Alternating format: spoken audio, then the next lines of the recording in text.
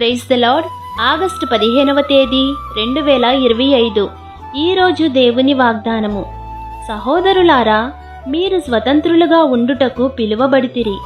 అయితే ఒక్క మాట, ఆ స్వతంత్రమును శరీర క్రియలకు హేతువు చేసుకొనక ప్రేమ కలిగిన వారే ఒకనికొకడు దాసులై ఉండుడి. గలతీయులకు రాసిన పత్రిక 5వ అధ్యాయము 13వ వచనం. మీరు స్వతంత్రులై ఉండియు దుష్టత్వమును కప్పిపెట్టుటకు మీ స్వతంత్రమును వినియోగపరచక దేవునికి దాసులమని లోబడియుండుడి.